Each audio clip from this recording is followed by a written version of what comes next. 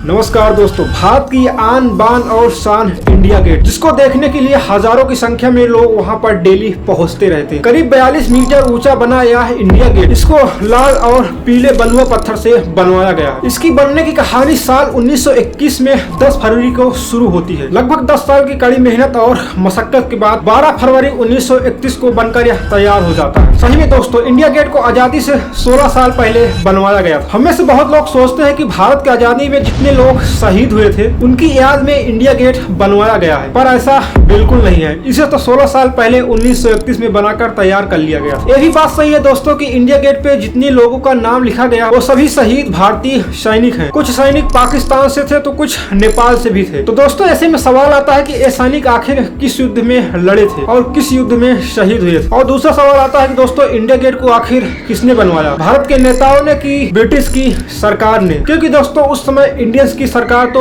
बिल्कुल नहीं थी, तो जाहिर सी बात है कि ब्रिटिश सरकार ने इंडिया गेट को बनवाया। पर सवाल है कि ब्रिटिश सरकार ने इसे आखिर क्यों बनवाया? एक समय के लिए मान लो कि अंग्रेजों ने बहुत सारी चीज बनवाए, लेकिन इस इंडिया गेट को जब बनवाया गया तो उस पर भारतीय शहीद सैनिकों का नाम क्यों लिखवाया गया? इसके पीछे का क्या कारण है? पर पता है क्या, जब इंडिया गेट को बनवाया जा रहा था अंग्रेजों द्वारा, उस समय के भारत के नेता जैसे हो गए महात्मा गांधी, सुभाष चंद्र बोस, एनी बेसेंट और बाल गंगाधर तिलक जैसे नेताओं ने खुलकर इंडिया गेट को बनवाने का विरोध कर रहे थे। आखिर ऐसा क्यों, क्या कारण था? आइए समझते हैं आज की इस वीडियो में इंडिया गेट की कहानी को।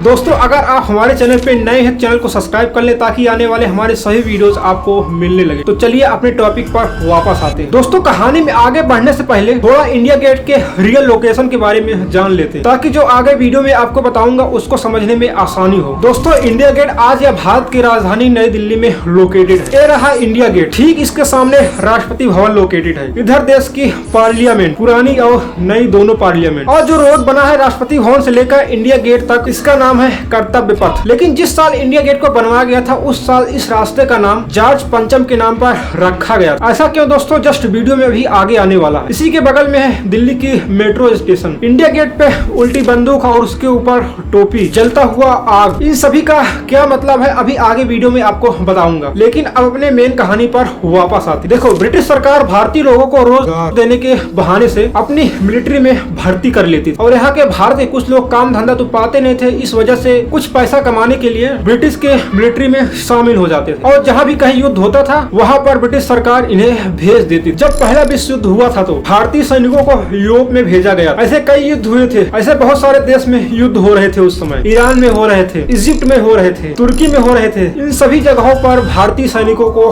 भेजा गया था ब्रिटिश सरकार द्वारा। इस तरह से दोस्तों 20वीं सदी में ब्रिटिश सरकार में शामिल थे 13 लाख भारतीय सैनिक। पर पता है क्या, अफगानिस्तानियों और ब्रिटिश सेना के बीच 3 युद्ध होते हैं, और सबसे लास्ट वाला युद्ध था 1919 में हुआ था, और इस युद्ध में भारतीय सैनिकों को भेजा गया था। कुछ सैनिक शहीद हो गए थे तो कुछ लापता हो गए। हालांकि अंग्रेजों को तो कोई फिक्र रहता नहीं था कि भारतीय सैनिक मरे या कुछ भी करे। जितने भी सैनिक शहीद होते थे उनको ढूंढने के लिए कोई भी फोर्स नहीं भेजी जाती। लेकिन जब 1919 में ब्रिटिश सरकार और अफगानिस्तानियों के बीच युद्ध होता है तो ब्रिटिश सरकार इसमें जीत पाती है। लेकिन इसके बाद एक समझौता होता है, और इस समझौते के बाद अफगानिस्तान और ब्रिटिश इंडिया जो है इसके बीच एक लाइन बनाई जाती है जिसको कहते हैं डूरंड लाइन, जो आज भी विद्यमान है। और यही डूरंड लाइन आज इंडिया और अफगानिस्तान के बीच रेखा है। इस तरह से दोस्तों 40 से ज्यादा देशों में भारतीय सैनिक भेजे गए थे ब्रिटिश सरकार द्वारा। अगर फर्स्ट वर्ल्ड वॉर और सेकेंड वर्ल्ड वॉर की तुलना करें तो लगभग 25 लाख से अधिक भारतीय सैनिक ब्रिटिश सेना के साथ युद्ध लड़ रहे, जिसमें लगभग 74,000 भारतीय सैनिक शहीद हो गए। लेकिन दोस्तों फर्स्ट वर्ल्ड वॉर और तीसरा ब्रिटिश और अफगानिस्तान के बीच जो युद्ध होता है उसमें जितने भी सैनिक शहीद होते हैं उनकी याद में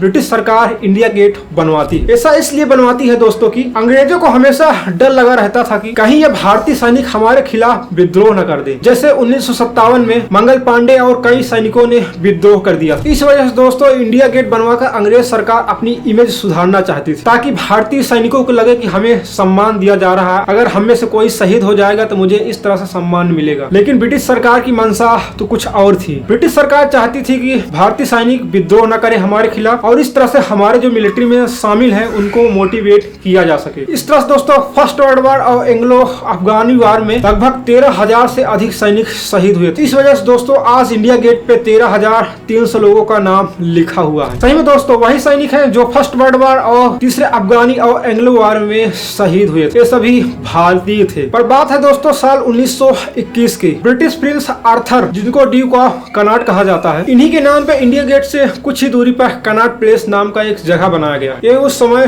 भारत आए थे। 10 फरवरी 1921 को शाम को 4:30 पर एक सभा आयोजित की जाती है और इसी सभा के दौरान इंडिया गेट को बनाने की फाउंडेशन स्टोन रखा जाता है। इस सभा के दौरान दोस्तों 34 Sikh regiment, 39 Garhwal regiment, 117 Maratha regiment, 5th Gorkha rifle regiment, इन सभी के अफसर मौजूद थे उस समय। और जिस जगह इंडिया गेट को बनवाना था उसके ठेकेदार शोभा सिंह भी मौजूद थे और इस जमीन की ठेकेदारी शोभा सिंह के हाथ में थी। और नई दिल्ली रेलवे स्टेशन जो है इसी के बगल में था, लेकिन इंडिया गेट को बनाने की वजह से इसको खसकाकर और बगल में कर दिया गया यमुना के किनारे, और 1926 में दिल्ली रेलवे स्टेशन इसका नाम रख दिया गया। इस इंडिया गेट की डिजाइन एडविन लुटियंस ने किया था, जो दिल्ली में बहुत सारे भवन बनाए थे, जैसे कि India gate, Rashtrapati Bhavan, parliament और बहुत सारे बड़ी बड़ी इमारतें। ये लुटियंस जो है ये आर्किटेक्चर थे, पर पता क्या इंडिया गेट कहीं से नकल किया गया है। सही में दोस्तों एक ऐसा ही गेट मौजूद है फ्रांस के पेरिस में, जिसका नाम है आर्क द ट्रायम्फ, जिसको 19 जुलाई 1886 में इनॉग्रेट किया गया और इस आर्क द ट्रायम्फ की ऊंचाई लगभग 49 मीटर है। देखने में बिल्कुल इंडिया गेट के जैसा लगता है, लेकिन इंडिया गेट को क्या है कि इसके मुकाबले थोड़ा मॉडिफाई कर दिया गया है। बाकी जितने भी इसके तौर तरीके हैं वो सेम है। तो दोस्तों इंडिया गेट की कहानी कुछ ऐसे रही। इसको बनाने के पीछे का अंग्रेजों का मकसद क्या था, सब कुछ यही था जो मैंने बताया। तो रही बात दोस्तों जो अग्नि जलती रहती है, तो बात है दोस्तों साल 1971 की। भारत और पाकिस्तान के बीच युद्ध होता है और इस युद्ध के दौरान बांग्लादेश नाम का एक नया देश बनकर तैयार हो जाता है। लेकिन इस युद्ध में जितने भी भारतीय सैनिक शहीद हुए थे उनके याद में यहाँ पर एक ज्योति जलाई जाने लगी। उस समय सरकार इंदिरा गांधी की थी, तो इंदिरा गांधी ने साल 1972 में इसका उद्घाटन किया था और इसका नाम रखा गया अमर जवान ज्योति। लेकिन साल 2022 में इस ज्योति का स्थान जो है चेंज करके नेशनल वार मेमोरियल के पास कर दिया गया। क्या है कि नेशनल वार मेमोरियल जो है इंडिया गेट के थोड़ी दूर पे बगल में बना हुआ है। आज दोस्तों भले ही इंडिया गेट भारत का वन ऑफ द मोस्ट पर्यटन स्थल है, लेकिन जिस समय इंडिया गेट को बनवाया गया था उस समय भारत के नेता जैसे महात्मा गांधी, सुभाष चंद्र बोस, बाल गंगाधर तिलक और एनी बेसेंट जैसे नेताओं ने इसका खुलकर विरोध किया था। ऐसा इसलिए मैंने आगे वीडियो में आपको तो पहले बता चुका हूँ, सिर्फ अंग्रेजों का भंडा फोड़ करने के लिए। दोस्तों अगर आपको इंडिया गेट की कहानी पसंद आए तो हमारी इस वाली वीडियो को जाकर आप देख सकते हैं। बहुत बहुत धन्यवाद।